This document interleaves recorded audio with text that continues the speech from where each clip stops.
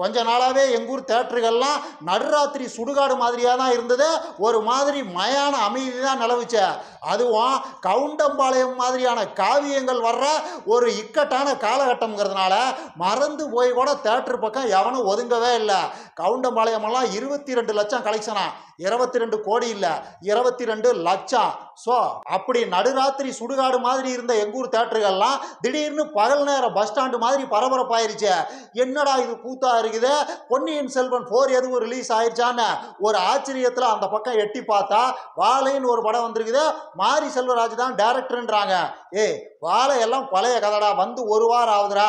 அது மிளகா பஜ்ஜியா இருந்தாலும் வாழைக்காய் பஜ்ஜியா இருந்தாலும் எந்த பஜ்ஜியா இருந்தாலும் சூடா சாப்பிட்டாதான்டா நல்லா இருக்கும். நீ ஒரு வாரத்துக்கு முன்னாடி போட்ட ஒரு ஆறி போன பஜ்ஜியை தூக்கிட்டு வர்றிய, எங்களை எல்லாம் பார்த்தா உனக்கு எப்படிடா இருக்குது அப்படின்னு யாரும் அவசரப்பட்டு வார்த்தையெல்லாம் விட்டுறாதீங்க. ஏன்னா உண்மைதான், நீங்க சொல்றதெல்லாம் உண்மைதான்.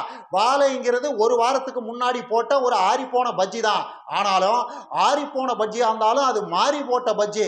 ஸோ அதை ஒரு வாரம் கழிச்சு சாப்பிடலாம், ஒரு மாசம் கழிச்சு சாப்பிடலாம், ஒரு நூற்றாண்டு கழிச்சு கூட சாப்பிடலாம்.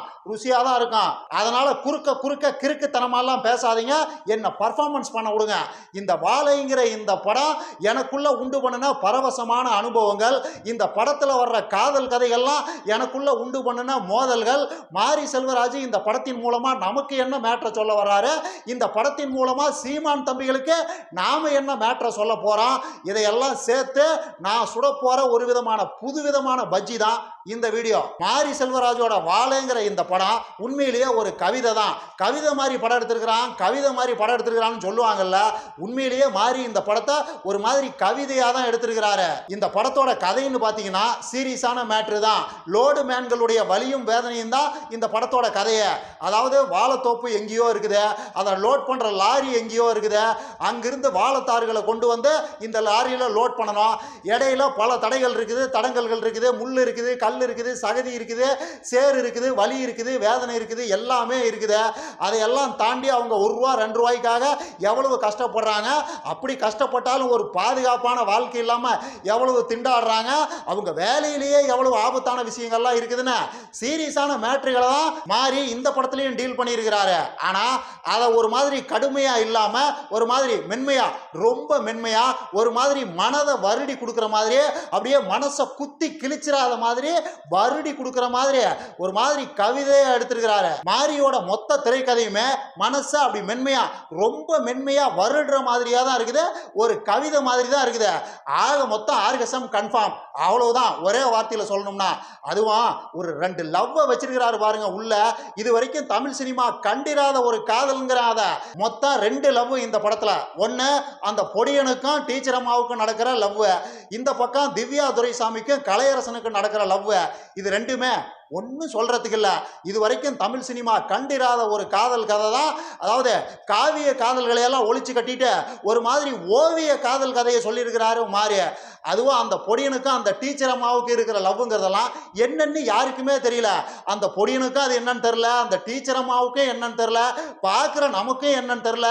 இன்ஃபேக்ட் மாறிக்கே அது என்னன்னு தெரியுமா தெரியாதான்னு யாருக்கும் தெரியல. அந்த பொடியனுக்கு டீச்சர் அம்மா மேல வருதே ஒரு லவ். அந்த லவ்ங்கிறது உண்மையிலேயே என்ன, அந்த வயசுல வர்ற இயல்பான ஈர்ப்பா? ஏன்னா அந்த வயசுல பெரும்பாலும் பருவமடையாத பசங்களுக்கெல்லாம் அவங்க படிக்கிற அந்த ஸ்கூல் டீச்சர் மேல ஒரு இனம் புரியாத ஈர்ப்பு வரும்.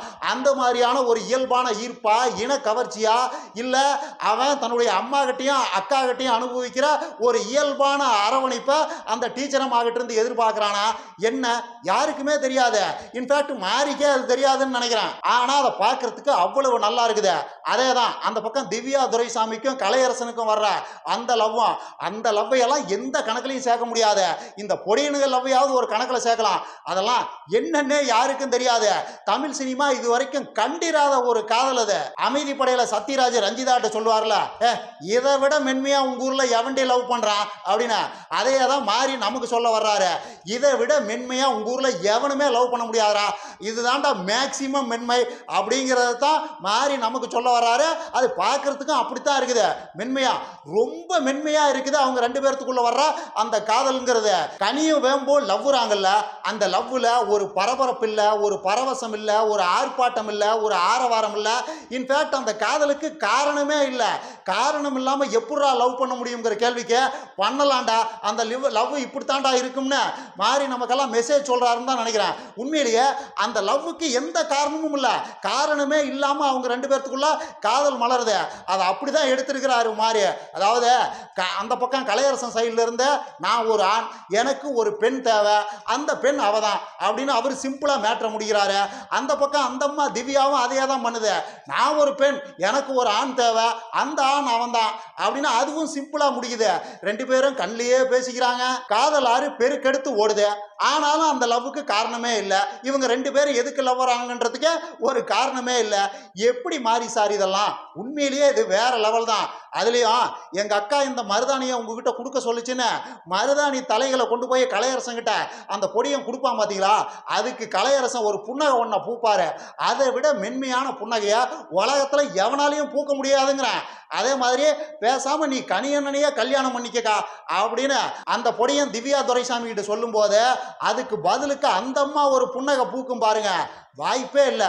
உலகத்தில் இதை விட மென்மையா புன்னகை பூக்கவெல்லாம் வேற யாராலையும் முடியாது. ஒன்று சொல்றதுக்கு இல்லைங்கிறேன். மலரினும் மெல்லியது காமங்கிறது எந்த அளவுக்கு உண்மையோ அந்த அளவுக்கு அதை விட பல மடங்கு உண்மை இந்த வேம்பு கனி காதல்ங்கிறது. அதை விட மென்மையானது, மிக மிக மென்மையானதுங்கிறது. ரோமியோ ஜூலியட், லைலா மஜ்னு, தேவதாஸ் பார்வதி வரிசையில கனி வேம்பு காதலும் காலம் கடந்து நிற்கும், காலத்தை தாண்டியும் பேசப்படும். ஏண்டா வாழையை பார்த்துட்டு அவன் என்னென்னத்தை சொல்லி சிலாகிச்சுக்கிட்டு இருக்கிறான், எதையோ சொல்லி கொண்டாடி தீர்த்துக்கிட்டு இருக்கிறான். நீ என்னடான்னா திவ்யா துரைசாமி கலையரசன் காதலை பார்த்து பல்ல இழிச்சுக்கிட்டு இருக்கிற. என்ன இலவடாதெல்லாங்கிறீங்களா பாஸ்? நான் சொன்ன அந்த ரெண்டு காதல் மட்டும் இல்லைன்னா இந்த படம் ஒரு ஆர்ட் ஃபிலிம் தான். 10 பைசா தேறி இருக்காது. 10 பேர் கூட தேட்டருக்கு போயிருக்க மாட்டான். ஒரு 10-20 வருஷம் கழிச்சு கல்ட் கிளாசிக்னு சினிமாவை பிரித்து மேயிற ஆசாமிகள்லாம் இருப்பாங்கல்ல, எல்லாம் தெரிஞ்ச ஏகாம்பரங்கள், அவங்க வேணா கொண்டாடி இருப்பாங்க. 10 பைசா தேறி இருக்காது. என்னைய மாதிரியே பல பேர் அவங்க காதலை பார்த்து பல்ல இழிக்கிறதுனால தான் இப்போ பணமாக கொட்டுது. மாரி காட்டில் அடமெல்லாம் விடாமல் பெய்யுது. மற்றபடி இந்த படத்தை பற்றி சீரியஸாக பேசணும்னா இந்த படத்தை பார்த்துட்டு பப்ளிக்கில் நிறைய பேர் ஒரு விஷயத்தை திரும்ப திரும்ப சொல்கிறாங்க. அதை பற்றி தான் பேசணும். அதாவது நிறைய பேர் என்ன சொல்கிறாங்கன்னா, இந்த மாதிரியான படங்களை பார்க்கும்போது தான் நாம் வாழ்க்கையில் ஒன்றுமே இல்லாத விஷயத்துக்கெல்லாம் அலட்டிக்கிறோம், ஓவராக பெணாத்திக்கிறோம், இன்னும் என்னென்னவோ பண்ணுறோம், தேவையில்லாத விஷயங்களை எல்லாம் நினச்சி ஃபீல் பண்ணிக்கிட்டு இருக்கிறோம். ஆனால் உண்மையான வாழ்க்கையோட வேதனைங்கிறதும் வலிங்கிறதும் அது டோட்டலாக வேற. நாம் உப்பு சப்பு இல்லாத விஷயங்களை எல்லாம் ஊதி பெருசாக்கி தேவையில்லாமல் அழுது புலம்பிக்கிட்டு கிடக்கிறோம். உண்மையிலேயே நாமெல்லாம் அதிர்ஷ்டசாலிகள். ஏன்னா உண்மையான பிரச்சனைங்கிறது அங்கே டோட்டலாக வேறையாக இருக்குது. ஸோ தேவையில்லாத விஷயங்களை எல்லாம் நினச்சி கவலைப்படுறதை இத்தோட நிப்பாட்டிக்கிட்டு இனிமேல் நாமெல்லாம் அதிர்ஷ்டசாலிகள்னு நினச்சி இருக்கிற வசதி வாய்ப்புகளை எல்லாம் வச்சு சந்தோஷமாக இருக்கிறதுக்கு முயற்சி பண்ணணும் அப்படிங்கிற மாதிரி பல பேர் இந்த கருத்தை பகிர்ந்திருந்தாங்க. இவங்கெல்லாம் எதை வச்சு இதை சொல்கிறாங்கன்னு எனக்கு தெரியல. எதை சீரியஸான பிரச்சனைன்னு நினச்சிக்கிறாங்க, அவங்களுக்கு என்ன பிரச்சனை இருக்குது, இவங்களுக்கு என்ன பிரச்சனை இல்லை, எதை வச்சு இவங்கெல்லாம் அதிர்ஷ்டசாலின்னு நினச்சிக்கிறாங்கன்னு அக்யூரேட்டாக எனக்கு தெரியாது. ஆனால் அவங்க சொல்கிற அந்த மேட்ரு உண்மை. அதுக்கு ஒரு உதாரணம் சொல்லணும்னா சாப்பாடு. இந்த படத்தில் அந்த வாழை சுமக்கிற அந்த மக்கள்லாம் சாப்பிட்ற மாதிரியும் சாப்பாடு கொண்டு போகிற மாதிரியும் சமைக்கிற மாதிரியும் நிறைய சீன்களை வச்சிருக்கிறாரு மாறி. ஆனால் அதில் எதுலேயுமே சுடு சோறுங்கிற அந்த விஷயமே இல்லை. எல்லாம் பழைய சோறுகள் தான். சட்டியில் தண்ணியை ஊற்றி சோத்தை போட்டு வச்சிருக்கிறாங்க. அதை புழிஞ்சு ஒரு குண்டாவில் போட்டுக்கிட்டு அதைத்தான் மத்தியானத்துக்கு சாப்பாடுன்னு எடுத்துக்கிட்டு அவங்கெல்லாம் வேலைக்கு போகிறாங்க. அங்கேயும் அவங்க அதைத்தான் சாப்பிட்றாங்க. மேக்சிமம் கடிச்சிக்கிறதுக்குன்னு கூட எதுவுமே இல்லை. ஏதோ ஒரு சீனில் மட்டும் கருவாடு கடிச்சிக்கிறதுக்கு இருக்கிற மாதிரி மாறி காட்டுறாரே தவிர மேக்சிமம் சாப்பாடு, தண்ணி, உப்பு இதுதான் அவங்களோட உணவாகவே இருக்குது. இந்த கதை நடக்கிற காலகட்டம்ங்கிறது 1998. அந்த 98 காலகட்டங்களில் இந்த மாதிரி உடல் உழைப்பு வேலை பார்க்குற கூலி தொழிலாளருடைய உணவுங்கிறது மாறி காட்டுற மாதிரி எக்ஸாக்டாக அதுவாக தான் இருந்திருக்குது. 90% உழைக்கும் கூலி தொழிலாளரோட உணவாக இருந்திருக்குது. அந்த வகையில் நாமெல்லாம் அதிர்ஷ்டசாலி தான். அன்னைக்கு இருந்த நிலைமை இன்னைக்கு கிடையாது. இன்ஃபேக்ட் இன்னைக்கும் அந்த மாதிரியான உடல் உழைப்பு வேலைகளை ஏகப்பட்ட பேர் செய்கிறாங்க. ஆனால் அட்லீஸ்ட் அவங்களுக்கு சுடு சாப்பாடாவது கிடைக்குது, மேக்சிமம் டைம்களில் சுடு சாப்பாடு கிடைக்குது, காய்கறிகள் கிடைக்குது, அப்பப்போ இறைச்சிக்கும் வழி இருக்குது. கம்பேரிட்டிவ்லி அன்னைக்கு இருந்ததை விட இன்னைக்கு பெட்டரா இருக்குதுன்னு தான் சொல்லுவேன். அந்த வகையில் நாமெல்லாம் அதிர்ஷ்டசாலிகள் தான். அதுவும் இந்த 100 ரூபா பிரியாணி கடைகள்லாம் ஒரு மாதிரி வரம்ங்கிறேன். 100 ரூபாய்க்கு சிக்கன் பீஸு, நான்வெஜ் மீல்ஸு, குழம்பு, முட்டை, இன்னும் வெங்காய பச்சடின்னு ஒரு மாதிரி கலவையான சுவையான சுருக்குன்னு ஒரு உணவை 100 ரூபாய்க்கு கொடுக்குறாங்கல்ல. உண்மையிலேயே இந்த 100 ரூபா பிரியாணி கடைகள்லாம் வரோம். ஏன்னா இந்த நிலைமை 1990கள் எல்லாம் கிடையவே கிடையாது. இன்னைக்கு நாம நினைச்சோன்னே 100 ரூபாய் இருந்தா போதும் போய் சுவையான பிரியாணி சாப்பிட்டு வந்துடுறோம். அன்னைக்கு இதுக்கெல்லாம் வாய்ப்பே கிடையாது. அன்னைக்கு 90% மக்களுக்கு பிரியாணிங்கிறதெல்லாம் கனவு உணவு தான். அது கிடைக்கும், கிடைக்காம போகும், எப்பயாவது கிடைக்கும், அதுக்கெல்லாம் வாய்ப்பே இல்லைங்கிறது தான் அன்றைய நிலைமை. ஆனா இன்னைக்கு 90% மக்கள் நினைச்சா பிரியாணி சாப்பிடலாம். 100 ரூபா தானே, ஒன்றும் பெரிய காசு கிடையாது, வா சாப்பிட்டு போலாம்னு ஜஸ்ட் லைக் தட்னு போய் பிரியாணி சாப்பிட்ற அந்த நிலைமை இருக்குதுல்ல. உண்மையிலேயே நாமெல்லாம் அதிர்ஷ்டக்காரங்க தான். என்னை பொறுத்த வரைக்கும் இதை சிம்பிளா சொல்லணும்னா, அதாவது பிரியாணி சாப்பிடணும்னு ஆசைப்படுறான், 100 ரூபா பிரியாணி கடைக்கு போறான், அதுக்கு எந்த குழப்பமும் இல்லாத இந்த 100 ரூபா நமக்கு எக்கனாமிக்கா எந்த டேமேஜையும் உண்டு பண்ணாதே, வா பிரியாணி சாப்பிட போலாம்னு உடனே பிரியாணி கடைக்கு போனா அவனே அதிர்ஷ்டசாலி தான். ஐயோ இந்த 100 ரூபாய்க்கு பிரியாணி சாப்பிட்டா நம்ம பட்ஜெட்ல பெரிய துண்டுழுவுமே, இதை எப்படி மேனேஜ் பண்றது அப்படின்னு யோசிக்காத நிலைமை இருக்கிற வரைக்கும் அவன் அதிர்ஷ்டசாலி தாங்கிறான். மற்றபடி இந்த படம் இவ்வளவு பெரிய கமர்ஷியல் ஹிட் ஆனதுக்கு இன்னொரு காரணம் என்னன்னா, இந்த கதை நடக்கிற அந்த களம், அந்த ஊரை அவ்வளவு பசுமையா இருக்குது. அப்படியே அந்த பக்கம் வாழைத்தோப்பு, புல் வயல்கள், நெல் வயல்கள், பறந்துபட்ட நிலப்பரப்புல அப்படியே பச்சை பசேர்னு இருக்குது. மாடுகள்லாம் ஃப்ரீயா மேய்ஞ்சிக்கிட்டு இருக்குது. ஆறு ஓடுது, ஓடை ஓடுது, இன்னும் என்னென்னவோ இருக்குது. பார்க்கறதுக்கு கண்ணுக்கு அவ்வளவு குளிர்ச்சியா இருக்குது. இதையெல்லாம் வச்சு சீமான் தம்பிகள்கிட்ட ஒரு முக்கியமான விஷயத்த சொல்லணும். தம்பிகளா பார்த்தீங்களாடா எப்படி பார்க்கறதுக்கு பச்சை பசேர்னு கண்ணுக்கு குளிர்ச்சியா இருக்குது, ஆனா அதை நம்பி இருக்கிற மக்களோட வேதனை எவ்வளவு இருக்குது, வலி எவ்வளவு இருக்குது, எவ்வளவு கொடுமைகள் அவங்க அனுபவிக்கிறாங்கன்னு இதெல்லாம் கவனிச்சு பார்த்தீங்களா? இதுதான் உங்க ஒன்னம் பண்ணிக்கிட்டு இருக்கிற பித்தலாட்டம். அந்த பச்சைகளை எல்லாம் காட்டி உங்களை ஏமாத்திக்கிட்டு இருக்கிறாரு. பச்சைங்கிறது அவ்வளவு ரொமான்டிக்கானது. பச்சைக்கு திரும்ப போயிட்டோம்னா அப்படியே நம்ம வாழ்க்கையே ரொமான்டிக்கா மாறிடும்னு அண்ணன் திரும்ப திரும்ப ஒரு பீத்த பொய்ய சொல்லி உங்களை ஏமாத்திக்கிட்டு இருக்கிறாரு. வெளுத்ததெல்லாம் பாலுன்னு நம்பி தொலையாதீங்கிற மாதிரி பச்சையா இருக்கிறதெல்லாம் ரொமான்டிக்கானதுன்னு உங்க ஒன்னம் சொல்றதையும் நம்பி தொலையாதீங்க. அதுக்கு பின்னாடி பெரிய வலியும் வேதனையும் எல்லாம் இருக்குது. நகரங்கள்ல எவ்வளவு பிரச்சனை இருக்குதோ, நகரத்துல ஃபேக்டரி வேலை, கட்டட வேலைன்னு பிசிக்கல் ஒர்க் எதுல எல்லாம் இருக்குதோ அதுல எல்லாம் எவ்வளவு சிக்கல் இருக்குதோ அதை விட பல மடங்கு கொடூரம் அந்த பச்சைக்கு பின்னாடி இருக்குது.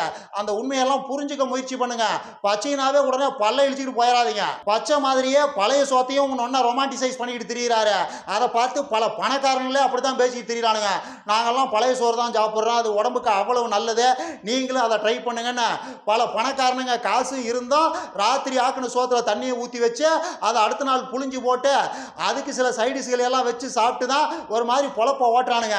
கேட்டால் உடம்புக்கு நெம்ப நல்லதான். இதில் முக்கியமான மேட்ரு என்னன்னா, பழைய சோறு உடம்புக்கு நல்லதா இல்லையாங்கிறது வேற விஷயம், அது வேற ஆர்கியூமெண்ட். ஆனால் ஒருத்தனுக்கு பழைய சோறு மட்டும்தான் கிடைக்கும்னா அது பேராபத்தானது, பெருங்கொடுமையானது. அதை புரிஞ்சுக்கங்க.